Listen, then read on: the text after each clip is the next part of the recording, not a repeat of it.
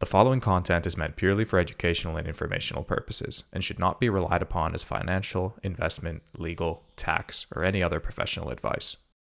This is the Fundamentals podcast, where we demystify crypto and help you navigate this ever-evolving internet-native economy. In this episode, we're joined by Jay Jog, the co-founder of Say, a general-purpose, open-source Layer 1 blockchain offering infrastructure optimized for the exchange of digital assets. Over the next 40 minutes, we discuss what Say is and what the main optimizations are that they have focused on. We cover the current state of the blockchain market sector and Say's position within it. We discuss striking a balance between efficiency and decentralization. We walk through Say's current developer and user bases, break down the importance of EVM compatibility, and as a timely topic, cover why Say would be a suitable option for the specialized backend that MakerDAO's new chain needs. We also break down Say's economic model, what the best metrics are to measure the success of an L1, and much more. Tune in for a great discussion about the fundamentals of Say and the broader blockchain market sector.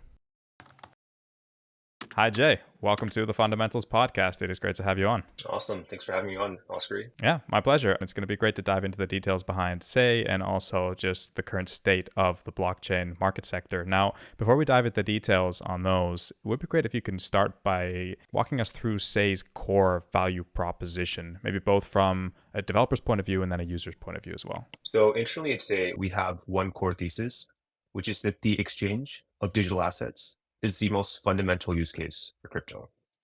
Like every single application that has found product market fit in crypto right now is either directly or indirectly a trading application. So for example, if you look at Uniswap or OpenSea, these are very straightforward exchanges. You go there and you trade assets, very clearly trading applications. But it becomes a little bit more interesting when you look at things like, let's say, STEPN. STEPN, Axie, these are games, but there's an in-game marketplace component. In STEPN's case, that drives a large portion of the transaction activity associated with the game. So even though it's a game, it's still a trading application. Now, even if you look at something like MetaMask or Aave, they're interestingly trading applications as well. In the case of Aave, the core source for its demand is people who want to borrow money to then go and trade it, speculate on whatever the most recent meme coin is, for example. And in the case of MetaMask, people install it to then go on chain so that they can then do primarily trading activity by like going to Uniswap or OpenSea or something on chain as well. So everything in crypto right now is tied to trading. Then it's becoming clear that there's more and more appetite to start trading on chain. First of all, there's much more, adoption and education happening around crypto year over year. So if you look at right now in 2023 versus like 4 years ago in 2019, it's just an order of magnitude difference in terms of the types of applications that are there on chain. And just in terms of the amount of user activity happening, even in the middle of a bear market, right? So there's just a ton of activity that is happening and will continue to happen. Like there's just more and more crypto adoption happening. And there's also more pressure from regulators on centralized exchanges. Like we saw this increase after FTX happened, but just in general, centralized entities are being targeted more and more by regulators. So there's going to be a push from having some portion of this activity happening off-chain to happening on-chain instead. So there's clearly more and more appetite. The question is then, what is preventing more adoption from happening on-chain? Why is most of the adoption still centralized, or still based on centralized entities? Like, why would people primarily go to like Binance or Coinbase instead of going to something on-chain and trading instead? And the simple answer to that is that right now, the user experience is lacking. Like going and doing something on-chain is just fundamentally more difficult than doing that same thing off-chain. Because there's multiple issues that we saw. One of the first issues is that it's just really clunky. The process of onboarding to do something on chain is just much more time consuming. And if you're not like super invested in the process, there's a very high amount of friction that you have to go through. Secondly, latencies are really bad. If you do anything off chain, like in any kind of Web2 approach, it's super simple, right? Like you go to a website, you click a button, things happen. In the case of crypto, you have to like sign a transaction and then you have to wait a good amount of time for transactions to be finalized. Like that leads to a lot of friction. And beyond that, gas fees are also just really high right now. And this definitely depends on which network you're on, but fundamentally you can't have that many transactions being submitted at the same time because otherwise it'll lead to congestion and this will then lead to higher gas fees. So we saw a bunch of issues with this, and that's why we decided to start building Say. So I believe the question you asked is, what is the core value proposition that we offer to teams? Yeah. So the core value proposition is that building on Say will enable you to offer a better user experience to anyone that is using your application than building that same app in any other ecosystem. Because we're focused on the most important critical thing, which we don't think is just a pure technical problem. We think it's more focusing on the user experience. And based off that user experience, we figure out, okay, what are the components that need to be improved? And that's how we figure out, okay, these are the optimizations we want to be making. Got it. And then, yes, you're spot on. Everything in crypto is pretty much tied to trading. And I guess one of the core reasons that you exist is that the existing blockchains or solutions out there haven't been optimized for that use case, even though it is the bulk of all activity happening in crypto. Now, the optimizations you pretty much described there, if we dive into them in a bit more detail, compared to other blockchains, what are the main optimizations that you focused on to enable this catered solution for the trading use case? Yeah, it's a fun one. So when we got started, this was back in 2021. I'm not sure how much the audience knows about my story, but super high level, we were trying to build an exchange ourselves. Then we realized that the infrastructure was lacking, and then we started building a layer one to help support trading applications. And I mean, that was kind of the origin story. And one thing that we noticed at that time, we looked at all of the players that were there. So specifically, we were really considering Solana and Ethereum. And then we also have started to see newer chains like Aptos and Sui. And there's a few buckets of things that need to be improved. The first and most important is time to finality. Like right now, it takes several seconds for transactions to be finalized in most major networks. In Ethereum's case, it will take dozens of seconds. In the case of Solana, Sui, these are supposed to be really fast networks, but it still takes on the order of like 3 to 4 seconds for transactions to be finalized. And even in Aptos' case, it's still around a second. So what we realized is that in Web 2, like if you go to Amazon and you try to do something, it's instant. And they try to make it as instant as possible to prevent user drop off. Like that's one thing that they've just completely optimized in every single e-commerce flow that exists in Web 2. Because the longer it takes, like if it takes 0.1 seconds, then people start noticing some type of delay. If it takes a second, then people just mentally completely check out. If it takes a few seconds, people literally just leave the web page and they go and do something else. In the case of crypto, it's just accepted that, oh yeah, if it takes 5 seconds, that's totally fine. We don't think that's a world that's going to be that we want to see 5 years from now. We think that 5 years from now, whatever type of infrastructure is being used, it's going to enable user experiences that are identical to that of Web 2. So from our side, we really focused on decreasing the time to finality. And currently, Say is the fastest chain in existence. It offers 390 millisecond time to finality. The number itself, I guess, for listeners that aren't super tuned in with like these time to finality numbers, the number itself doesn't necessarily matter as much as the fact that it's an order of magnitude faster than every other chain. And Say is currently in mainnet right now. So these are numbers that are seeing production traffic on mainnet. The way that we achieved this was by changing the consensus mechanism. We introduced something called Twin Turbo Consensus. And we basically started off with a BFT consensus mechanism. And then we just profiled every single part of execution. We saw which parts were slow, which parts are fast. And we realized that there were a couple of things that were really inefficient, specifically block processing and block propagation. And we thought to ourselves, how do we make this faster? So we came up with a bunch of ideas, and that led to Twin Turbo Consensus, which helps us get down to this low time to finality. One other thing that I will say is really interesting about our consensus mechanism is its single slot finality. So what does this mean? Single slot finality means that for a block to be added to the network, there needs to be consensus amongst all the validators, and then it can be added. And then there can't really be any reorg that happens. Now, this is completely different than networks like Bitcoin or Ethereum or Solana. All of these networks are multi-slot finality networks. So a block can be added to the chain, but then afterwards a reorg can happen, and then that block might be dropped. Now, let's say you're a trader and let's say you want to buy a position on chain, you want to buy 1 ETH, and then afterwards you want to hedge it on Binance or you want to short it on Binance. Well, what are the different ways you can do this? In a single slot finality world, really easy. As soon as the transaction is finalized, you just hedge it on Binance. In Say's case, that happens in 390 milliseconds, so you're good to go. You don't really have to take on that much risk. If you're doing this on Ethereum, then you open a position on Ethereum, and then you can either immediately short it on Binance as soon as the transaction is part of a block that's added to the chain before it's finalized. In that case, you might run into a situation where there's a reorg that happens and your block actually gets dropped. And now you're just holding the short position on Binance and you no longer have a long. So in that case, you're just taking on additional risk, which is terrible. And then you then kind of resolve this by introducing wider spreads, and that's bad. The second thing that you could do is you could just wait until the transaction's actually finalized. Let's say that takes like a minute on Ethereum. then you wait until the transaction is finalized, and then afterwards you actually hedge your position on Binance. Now, during this minute, you're getting exposed to all the volatility that can happen. So if there's like 20 bips of price movement, then you're eating that 20 bips of volatility, and that is just going to be a loss that you're taking on. So the way that you account for that potential risk is by offering wider spreads again. So all that is to say, single slot finality really improves the user experience. Multi-slot finality is bad. And we do not think the future is going to be one with multi-slot finality. Interestingly, Ethereum Foundation agrees with us because that it's part of their roadmap, like how to introduce single slot finality, because like it really does just improve the user experience a ton. The second thing is around gas fees. So you really can't have a network where there's too much congestion that happens, because then you can't have a lot of people that are using it. This is something that Ethereum struggles with a lot because gas fees just end up spiking and it just makes it really difficult to be doing anything on chain. So one of the things that we introduced is parallelization. And this helped us get up to 20,000 orders per second. Again, the number is less important than the fact that it's a magnitude higher than most other networks. Most other networks see between 1 to 3,000 orders that they can support every second. So it ends up, once again, being supporting an order of magnitude more activity. And the last thing is around user experience improvement, specifically around front-running prevention.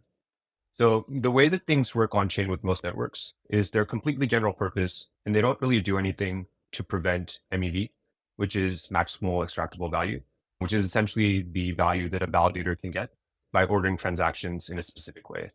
In Say's case, what we do is Say uses frequent batch auctions to help prevent front running within the scope of the block.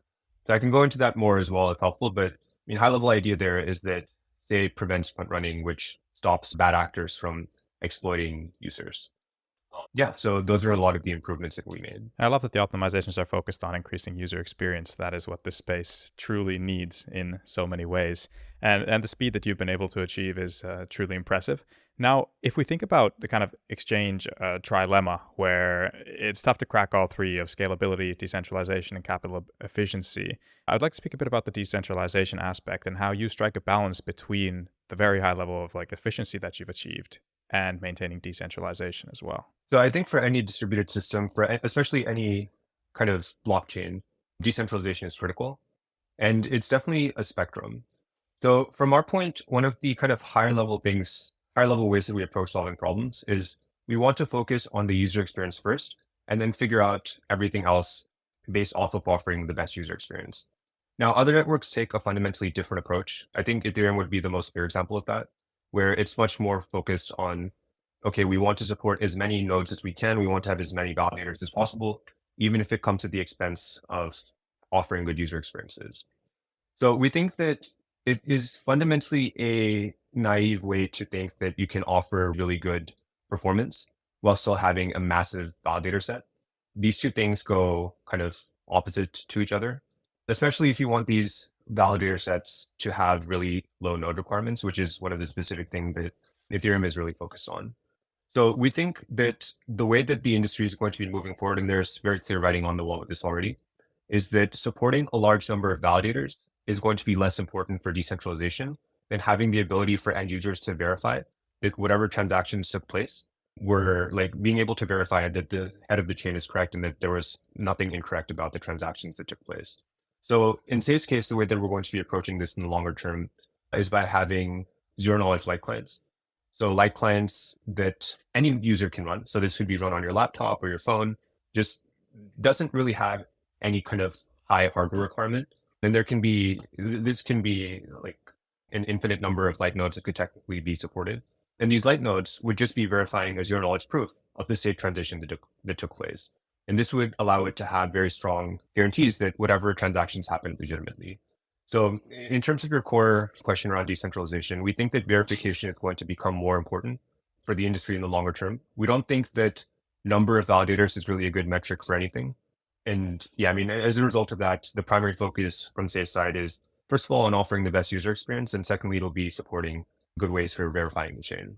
Got it. Yeah. Now, if we zoom out a little bit to look at the broader blockchain landscape, we have general purpose blockchains that have pretty much established their place as settlement layers where L2s, L3s being built on top of them. And then we have more application specific blockchains that are becoming more and more common. And you're kind of in the space representing more of a vertical specific blockchain, if I can use that term. Now, if we think forward many years into the future where we live in a crypto native world, How do you see Say being positioned kind of relative to everything else going on in this space? So, what will your role be in this crypto native future? Yeah. So I guess maybe taking a step back, the way that we approach, like the way that we even think about building products in general comes from kind of our background from Silicon Valley.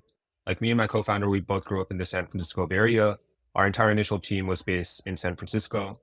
And we approach building products with a very Silicon Valley mindset, which is build something that is solving a core user problem. Like if you listen to any Y Combinator podcast or any Y Combinator interview, that is the key message that they keep drilling into everyone. I think most, or at least a lot of the crypto industry, it feels like it is building technology for the sake of building cool technology versus building technology for the sake of solving a problem that a user has. And this results in fundamentally different types of products and approaches that you end up seeing. We think that the most important thing is to really solve this user experience problem because that is what's really preventing adoption from happening on chain. And from the user experience problem, there's a bunch of different technical innovations that we realize are important. Things like parallelization, consensus improvements. A lot of the other chains out there, they basically focus on one of these. That's their entire product. And it doesn't really fit into any kind of broader thing that they're trying to solve for. In our case, we realized that, oh, these are all fundamental Legos that contribute to building this overall system. So that is going to be our primary focus. I think that if we succeed, like trading is one of those things that ends up being a magnet for liquidity. It ends up being a magnet for users. It ends up being a magnet for developers because if there's any liquidity and user like organic retail activity happening in an ecosystem, it's incredibly strategic for a new type of application to launch in that ecosystem. That's why Ethereum L1 is succeeding, even though from a pure technical standpoint, it's not really that good compared to alternatives at this point, but it does have a huge amount of traction because it has already become a magnet. We think that if we're able to build this type of user experience that rivals Web 2, then say it would become something that is a magnet for all trading activity to be happening. And in general, trading activity and blockchains, they tend to be winner take most markets, where you can have a bunch of different blockchains, but the top like 2 to 3, the top 5, they end up having a ton of the activity that you actually see happening. So yeah, that's how we see things moving going forward. We've also started seeing more and more trends amongst like modular chains, integrated chains. Our take on this is that the chains that end up having the best performance in the future, they're all going to be monolithic chains. We do not think that modular chains will be the ones that enable the best performance. With that being said, we think that it is possible for modular chains to offer different types of benefits. These benefits would be around experimentation and also around potentially having strong narratives that result in users coming on for because of alignment with whatever the narratives of that chain is. So 5 years from now, I mean, I do think monolithic chains like Say will be offering the best performance. But in terms of who actually ends up getting adoption, I think it is whoever is able to get strong narratives and strong killer applications on launch in that ecosystem. Yeah, that makes a lot of sense. Now, it's funny that you brought up the fact that there are a lot of projects not necessarily solving any clear problem out there. And that coming from your background in the startup world, if you look at the basic pitch deck template, the problem should be slide number 2 after your logo. It's what problem are you tackling? So I think that approach is very much needed. Now, given that you have that very clear problem and use case that you are catering for, which apps at the moment are best suited to be built on Say? So if we look at your current developer landscape, can you shed a bit of light on what it looks like? So one of the most common misconceptions around Say is that it is purely a DeFi focused ecosystem. That is completely wrong. Say is the most general purpose type of ecosystem out there because our core focus is on trading and trading is there in every single type of application that exists in crypto. So because Say is a fully permissionless chain and because it's really focused on trading, this enables every single type of application to be built and also succeed strategically by building on top of Say. In terms of the applications that we're seeing right now, there have been over 200 projects that have committed to building on Say, out of which a couple dozen are live on mainnet right now. These applications, they span basically everything you can think of in crypto. This includes social applications. One of these would be Senate DAO, which is building political tokens. Another vertical would be gaming. So we're seeing Fable, which is building a on-chain esports league. There's also Tatami, which is essentially a gaming publisher. Beyond that, we have NFT collections that are launching. We have NFT marketplaces. We have traditional DeFi applications. We're also starting to see rollups getting built on Say. So these rollups will be offering different execution environments, building on top of the core layer one. So a ton of different types of applications that are getting built. I think the core value proposition that developers see, like, first of all, it is this focus on user experience. And one of the biggest things that I think really resonates with people building on chain is just how fast it is, because that ends up being just completely different than other ecosystems. And that does really improve the end user experience. I think one of the other reasons is strategically it makes sense to align in an ecosystem that does have users in trading activity. So if they see that a lot of exchanges, a lot of other types of committers are launching on Say, then that ends up being one of the other reasons that strategically it makes a lot of sense for them to build here. Got it. And how about on the user base side of things? What does that composition of that look like for you guys right now? Yeah. So similar to most other projects that had an airdrop when the project launched, a lot of the people that are there early on tend to be crypto native. So people that are like the early adopters that you would like in Web2 companies, there's like the early adopters that are like the initial like 0.5 or 1% of people. And then afterwards you start getting more and more mainstream users. We think it's similar in Say's case. Like the initial people that are coming on to any new layer one, they're going to be people that are very crypto native. Then afterwards, the question is, how do you get people, like who's the next group of users to come? The next group would be retail users, so just normal people like me and you. And then the third group would be institutions and sophisticated kind of network participants. And the way that this typically works is a network launches, and then there are crypto native people that come and engage with the ecosystem. Then afterwards, there's developers that start building applications. And if there's a killer application that gets built, then this leads to retail users coming on. And there's honestly only been a handful of ecosystems that have successfully been able to do this. Ethereum would be one of the clear examples of this. Solana would be, I mean, back in 2021, 22, definitely would be another example of this. And after there's retail users, then it ends up being strategic for sophisticated users to start coming on, because then that's when they have the most interest to be participating on chain. And I mean, in any trading focused ecosystem, they end up being the ones that help provide liquidity and help really make sure that everything works smoothly end to end. So right now, the biggest focus from Say Foundation side is to really focus on developers, because killer applications don't just emerge by themselves. They emerge when there's a clear pipeline of developers and really good developers that are convinced to start building an ecosystem. And yeah, I mean, a lot of the kind of programs and strategic initiatives that the Say Foundation is taking right now is to help grow out the developers. Got it. Yeah, that's the right approach. Yeah, you can't really attract users if there isn't enough apps or products and like high quality products to be used within the ecosystem. That's great. Now, there's a lot of division in the crypto space. Let me say that, and around a lot of topics. And one you kind of answered there, which is a topic of discussion between whether monolithic or modular blockchains are the way to go, which one is more superior. I think another very big topic of discussion that's been around forever is whether EVM compatible chains or non EVM compatible chains are the way to go. I would love to hear your thoughts about the importance of EVM compatibility in general. Yeah, so I mean, I can talk about both of these points. To quickly touch on monolithic versus modular again, I think that there's different approaches that you're going to want to take based off what your objectives are. If you're a super early stage team, you want to build something scrappy, you don't necessarily care about having everything just the most polished that it can be, and you're okay with taking on additional complexity, then a modular approach is great because it really allows you to have faster experimentation. You can just focus on one portion of what you're trying to build, and the other two or three parts of it, like you don't need to worry about that. The issue here is that it leads to more complexity, because instead of everything being integrated into one chain, now you essentially, like, let's say you're building a rollup, or let's say you're building an L3, right? Like an L3 rollup is built on top of another rollup, which is then built on top of the base data availability layer. So now, in order for the top L3 layer to be functioning well, the L2 and the L1 both need to be live. They both need to be not having any issues around finalizing transactions. And it just introduces much more complexity into the overall process. So we think fundamentally that this having a smaller thing to focus on will lead to better experimentation. But if you need to have integrated, or if you want to have the best possible performance, where everything just works as quickly as it can, and you're able to support lowest time to finality, most throughput, you're invariably going to need to have an integrated approach, because this will remove a lot of the complexity while still being able to get all the benefits of the modular approach. Like anything that's built in at the DA layer, you can build that into the L1 itself. Like something like data availability sampling, you can build that into any layer one.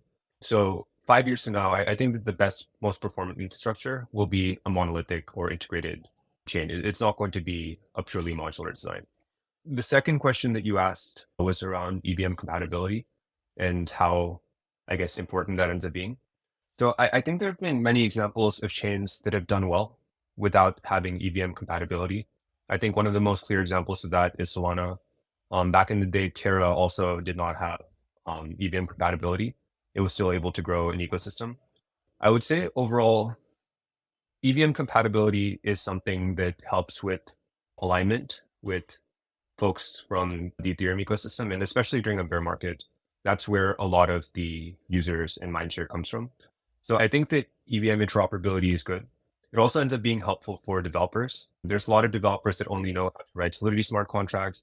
They might not be as familiar with Rust smart contracts. So it kind of reduces the friction for them to get started. So yeah, I mean, overall, I think that any ecosystem that can support EVM should.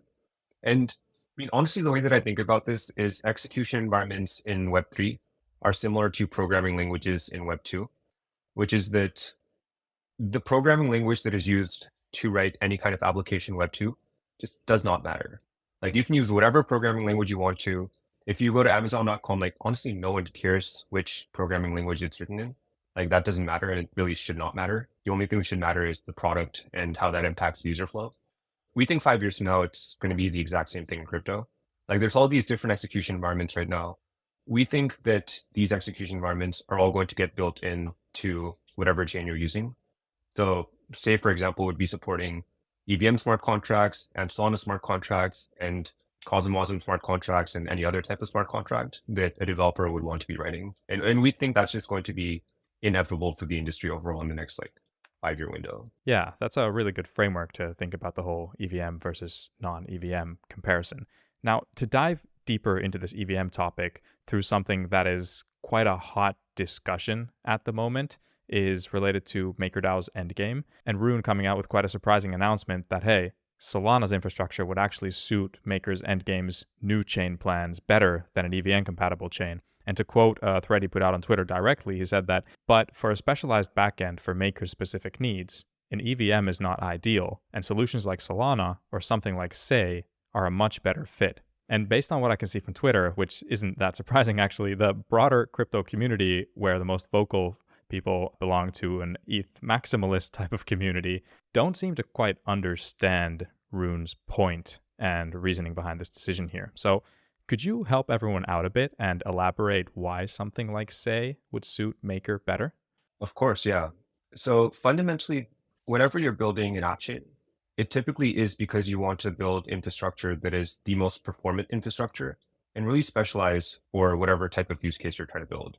So if you want to build a new chain from scratch and you want to have the best type of execution environment to allow for the fastest user experiences, the EVM is really not the perfect fit because there's a lot of things that are fundamentally lacking in the EVM right now. For example, it doesn't support parallelization. It's single threaded. You need to execute transactions one after the other. And if you were to just use that, you're not going to have the best, most performant infrastructure.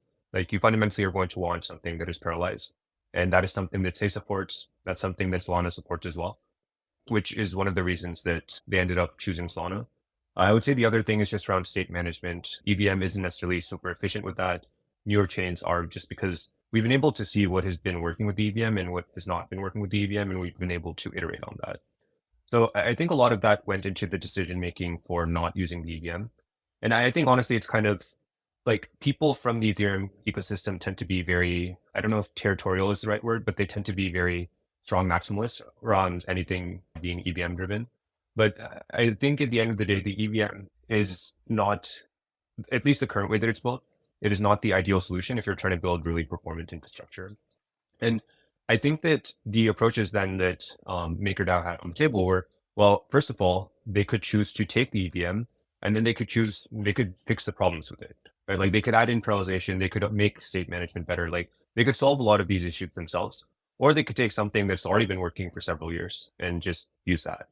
And in their case, like that was kind of a no-brainer, especially because Solana, it's been live for a long time and it's also been forked before. For example, In their post, they talk about how it's been used by Pith Network as well, which is just forking the Solana code base and then running their own separate network with it.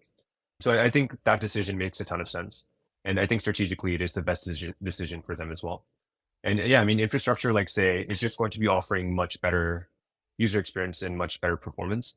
So that is, I think, going to be a no-brainer for chains that are trying to have their own dedicated L1s in the future. Yeah, that makes sense. Now, given that MakerDAO is such a prominent project in the space, and that Rune has even publicly stated that Say is an option for the new chain that they're building, I could see that them deciding to go with you could be a pretty big driver for the broader growth of your ecosystem. So, are you taking any concrete steps, or how are you engaging in that discussion? Yeah, I mean, so Say is a fully permissionless and open source chain. So anyone can build on top of it right now. Anyone can fork the code base and use it however they want to.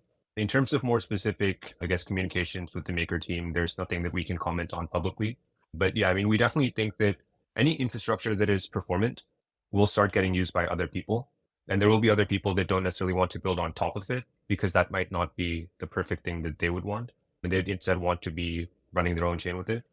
I think that if Say continues to perform as well as it had been, that'll be inevitable. Like there will be people that decide to fork Say to offer their own specific type of dedicated infrastructure. Sure. Now, focusing on the development of the Say blockchain itself, could you speak a bit about the different teams and the roles that are contributing to the core development of Say? Yeah, so I'm associated with Say Labs. Say Labs is building open source software. So we're purely a development org building open source software that will be used by Say Foundation. And Say Foundation is the entity that is running Say blockchain. But even running is a kind of incorrect term because it is a completely decentralized network. So there's several nodes that are associated with several different entities spread across multiple continents, dozens of countries. So it's, I mean, honestly, a very decentralized network, but I would say Say Foundation is the one that's most involved with day-to-day running of the actual ecosystem. And Say Labs is very focused on building the core technical stack. Got it. Thank you. Now, I want to move on to speak a bit about your economic model and financials, because we do know that within the blockchain space, there are a lot of very different technical architectures. But also, when we look at economic models, there is no standard. Every blockchain pretty much has their own way of doing it. So, what is Say's current economic model, and how are you thinking about ensuring economic sustainability? So I guess the core question is like, how does Say accrue value? And I think the way that Say is going to accrue value, like there's already very clear writing on the wall that MEV redistribution is going to be, like Say is already planning to have MEV redistribution be the way that value accrual happens. And I think there's writing on the wall already that makes it clear that for most blockchains in general, that is what they're going to have to move towards in the future. So they're probably going to follow Say's lead over there. So I mean, kind of higher level, what I mean by this is, so first of all, MEV, maximal extractable value, like super high level for the audience. Let's say that there's a puzzle on chain. Whoever solves the puzzle is going to win $100. So let's say that me, Osprey, both of us know the answer. So both of us want to get our transaction included as close to the top of the block as possible so that we're able to win the puzzle. So, well, initially what people would do is they would just submit transactions and then validators would have either random ordering to decide, okay, Jay's transaction will be before Osprey's transaction, or it might be like some kind of first come, first serve model where validator A had my transaction in their mempool first. So then they included my transaction before Osprey. So I was able to win that $100 puzzle. But then people started colluding with validators. They were like, yo, this is a $100 opportunity. I'll give you $10 if you place my transaction before Osprey's. And validators would be like, hell yeah. I mean, if I'm going to make $10, I'll definitely do that. So an entire marketplace kind of emerged from this, where people were giving bribes to validators and validators would be prioritizing transactions from users. And we think that just the way that mempools work and the way that validators work, if we want to be using any kind of infrastructure that has this mempool that validators can then use to order transactions with, it becomes inevitable for there to be ways for validators to make money from this. There are certain types of bad MEV that we actively choose to prevent, like front running, but other types of MEV, they're honestly necessary for the ecosystem. Things like arbitrage opportunities, like you want markets, let's say that there's two different exchanges on Say where they have different price for Bitcoin. You want those to be in sync with each other. And whoever is able to help arb that, there's economic opportunity for them to help make sure that the prices are in sync. Another example would be liquidations. Like let's say there's a perpetuals protocol that needs a position to be liquidated. There's economic incentive for whoever is liquidating the position to then Like they'd liquidate the position and then afterwards they would close it out and take on the risk themselves. So there's many examples where you want this MEV to exist, these puzzles to exist. The question is then like, how do you, first of all, have this bribing structure in place? And secondly, what do you do with the money that goes into bribes? In the case of, say, the world that we imagine is one where there is going to be some kind of auction model in place where people can basically bid on how much they want to be giving to validators to be able to get their transaction included in a block, ideally as high up in the block as possible. And then instead of having 100% of this money going to validators, we think it should be redistributed to every ecosystem, like critical participant. So not just validators, but part of it would also go to users that are helping stake the network. This ends up being a mechanism to incentivize users to keep staking their tokens to help secure the proof of stake network. It could potentially also be used for other use cases. Like part of that could go to the foundation to help with foundation operations. Part of that could also go to ecosystem teams. So there could be an ecosystem treasury where certain kind of grants could be given out as well. So, I mean, we think that the sky's the limit in terms of how this could be used.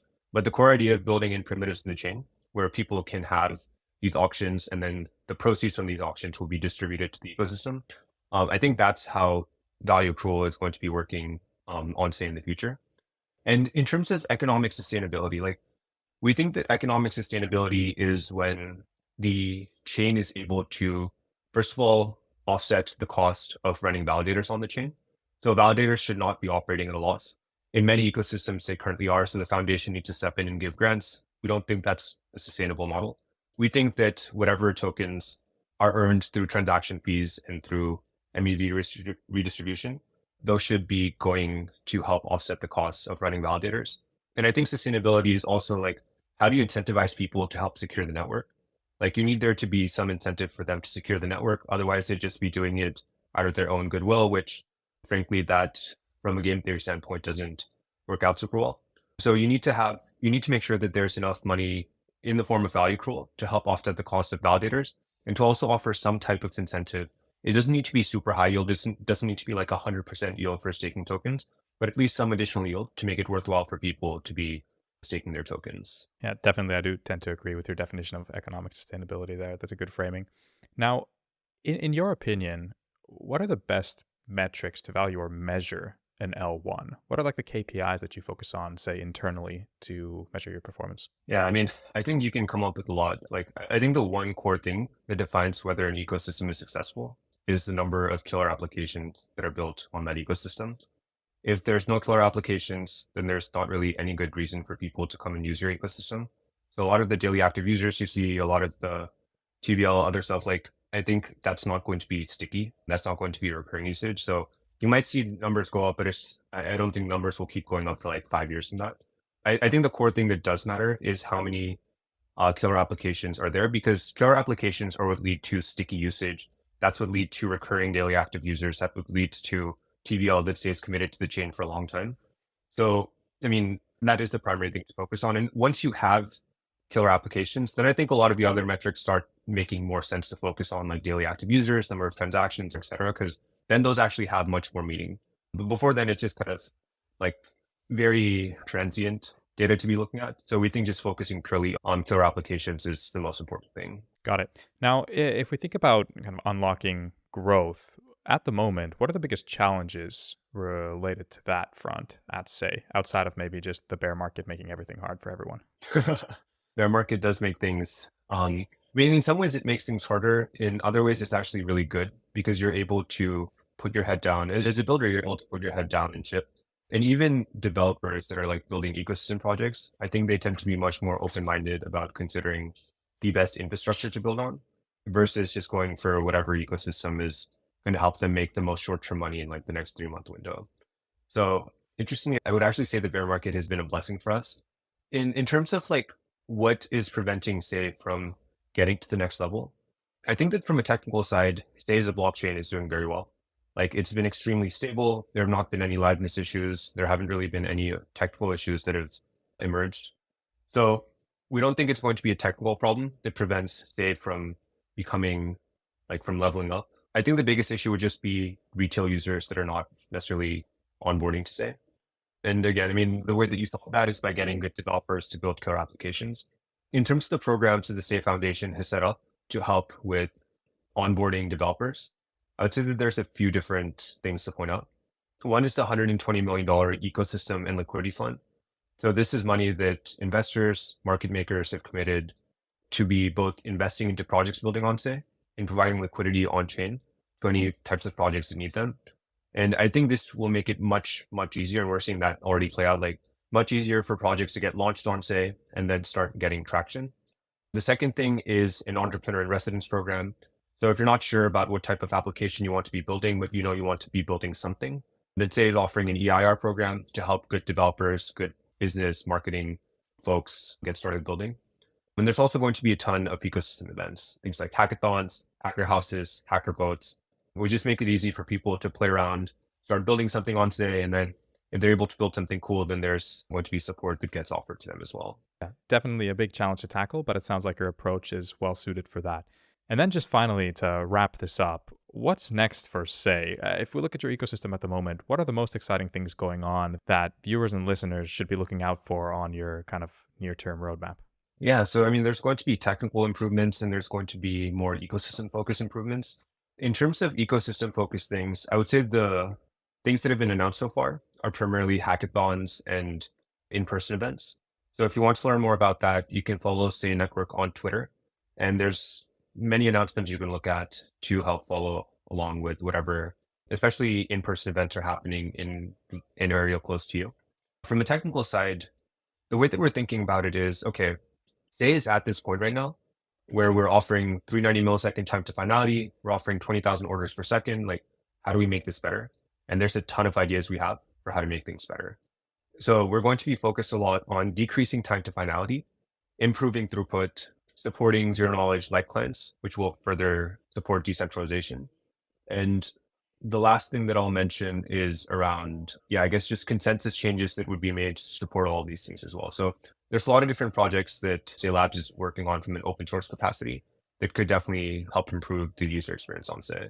That's great, and going to be following closely to see how everything plays out. Thank you so much, Jay. I really appreciate you taking the time to do this and giving us a comprehensive overview of the current state of everything going on within your ecosystem and also kind of the broader blockchain landscape. So, hope we can do this again sometime. Awesome. Thank you, man.